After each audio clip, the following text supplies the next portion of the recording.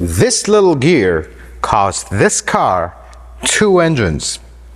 In today's video, I would like to share with you what exactly happened with this little gear, and this is something with the Toyota and Lexus V8s that you should know about. If you work on them, you have a mechanic that work on them, because I'm starting to see a lot of problems with these that you probably should know about, and they are, of course, mechanic induced.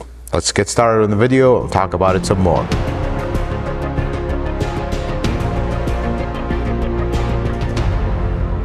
So here's the story of this car, because this is a story of commitment from the owner.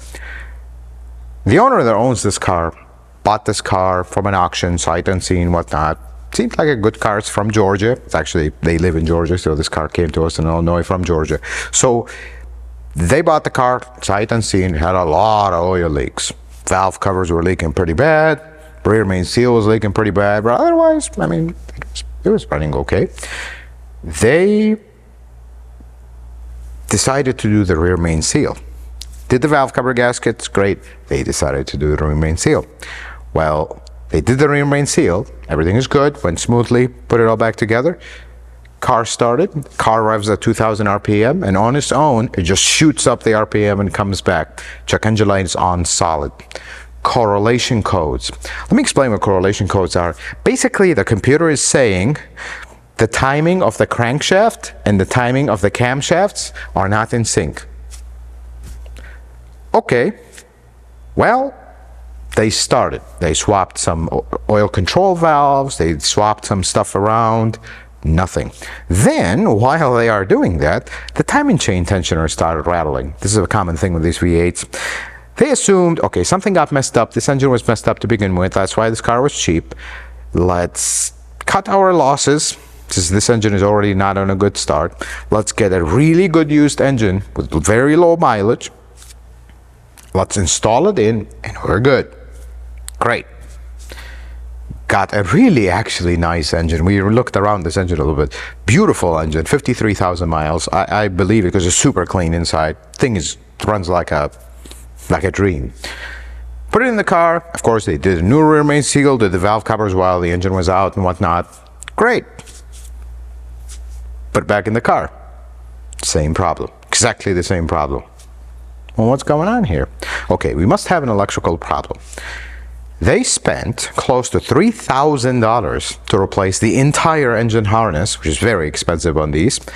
They replaced the entire engine harness and the engine computer, assuming that because can't be that the timing is off on 2 engines. And I tend to agree with that. I mean, 2 engines, timing is off, that's kind of odd. Something else is going on. Didn't fix it. They spent countless hours chasing the problem. No idea what's going on. Nothing makes sense. Nothing makes sense.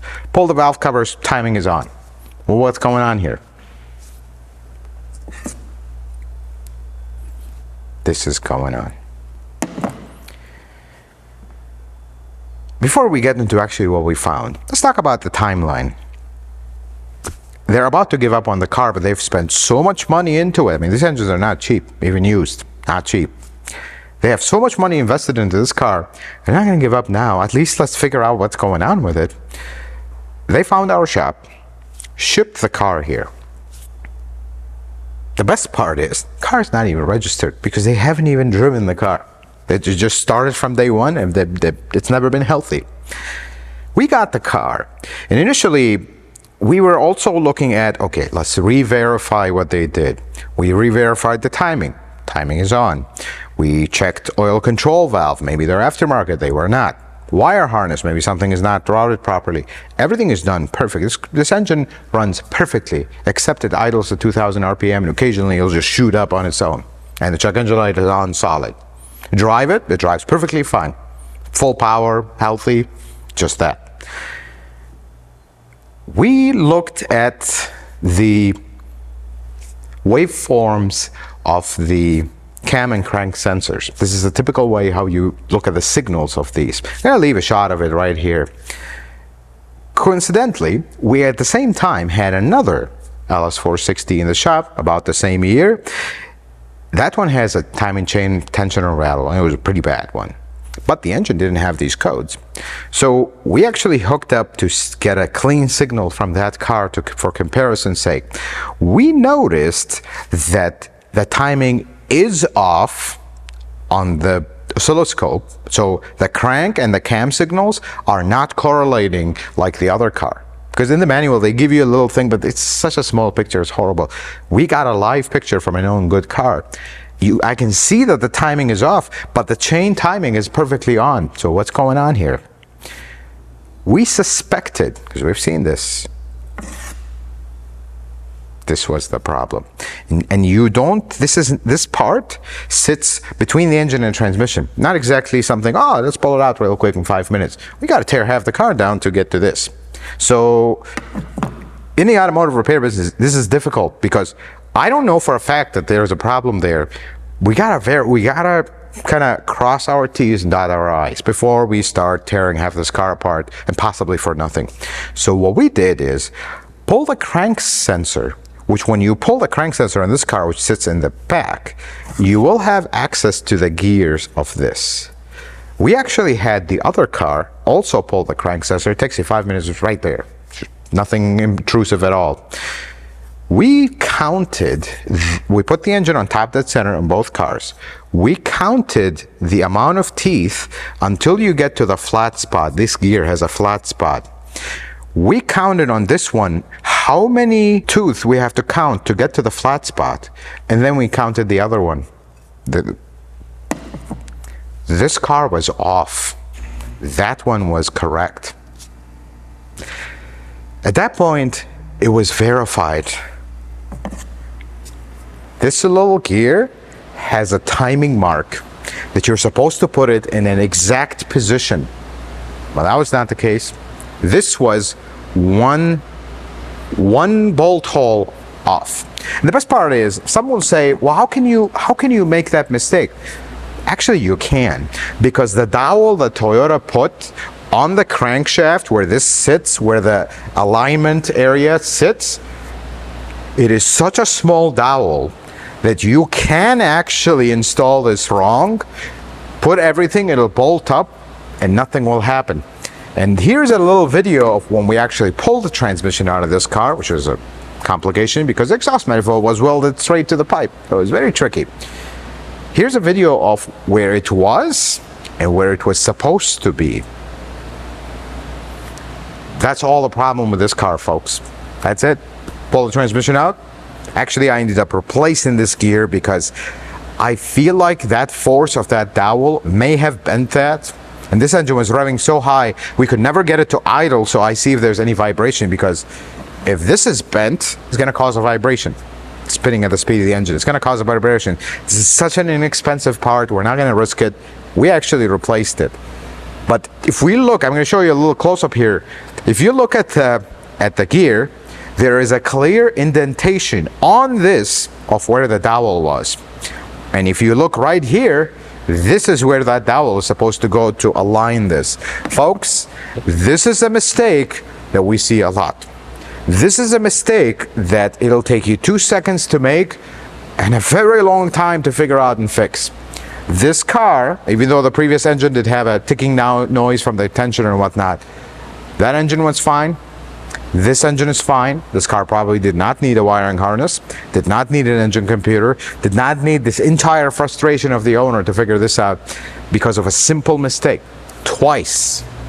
They did the rear main seal. They didn't notice that this was actually timed. Just installed it, thought it was just a spacer. Folks, you got to be careful with this stuff. See, Toyota used to put their crank sensors in the front of the engine. Very accessible, very simple. Lately, we're noticing all the newer engines, they're moving them to the back and they're putting a wheel like this. So it's actually not just the V8 engine that has that. All the other engines are started. 2G RFKS, for example, has that. This is a timed component. You don't install it right, you're going to have all kinds of strange problems. I mean, this thing, I just have one regret. We did not film the behavior that it had before we fixed it because we were so focused on getting it fixed. Because you start it, it revs at 2,000 RPM. As soon as you start it, then you're doing nothing. It just shoots up to 4,000 and comes back on its own because the computer cannot make sense of what's going on. Okay, my cam and crank are not in time, but my VVTi is right on time. So what's going on here? It's going to keep trying a few things and then it's going to give up. Like, I don't know what's going on here. It's revving at 2000, which is kind of unexplainable, honestly, but because it can't accurately measure the RPM, so it's going to go at a preset value and just hold. And no matter what, you warm it up, it's still at 2000 RPM, no matter what you do. Gotta be careful with stuff like that, folks. This is a simple mistake. If you're a mechanic out there or your car's in a shop, simple mistake like that could make a mechanic do this job all over again. And unfortunately, if the mechanic is not experienced, they might think, okay, we gotta change a timing chain. That's the biggest mistake. Never go after a timing chain when this engine was perfectly fine. You did one thing, then it has a problem. Go after that one thing and double check things. This was something we were able to verify outside the car. Now I understand you're not going to just have an LS460 that is running normally but sitting around to check. We just happened lucked out that we had one that we were able to just get a known good signal from it. Nothing intrusive, very simple. But if you don't have access to that, the manual does not give you a good picture. That's the problem. So folks, I wanted to make this video for you to know about this thing, because apparently this is something that happens a lot. So be careful. So as you see, a very simple mistake with this little gear could cause all kinds of problems for these V8s. And folks, we're starting to see this a lot. You do a rear main seal, you need to pay attention that this has a position. It's not just another spacer. See, most mechanics are used to there be just a spacer that sits behind the flywheel or the flex plate. This is not a spacer. This is the tone ring for the crank sensor. It's vital that it goes timed properly. Otherwise, the computer will think the engine is off time because it's looking at the cam sensor, it's looking at the crank sensor. Well, they're off time. But this one was doing all kinds of just strange stuff because of this, which it happened twice. We're gonna end this video on a positive note though. This car is fixed.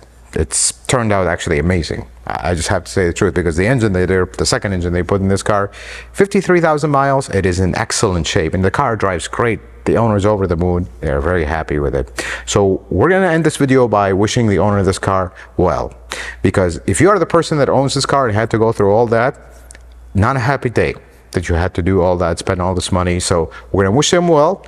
We're going to hope that this LS460 behaves. And I can start saying that it's behaving because it has new suspension. So at least that part's taken care of. Let's hope the ABS actuator holds. Folks, I hope this video was helpful and informative. I hope you learned something new. If you like it, consider giving it a thumbs up. If you're not a subscriber, consider subscribing to the channel. Check out some of my other videos. And until the next video, folks, may the Lord bless you and keep you, and you have yourself a wonderful day.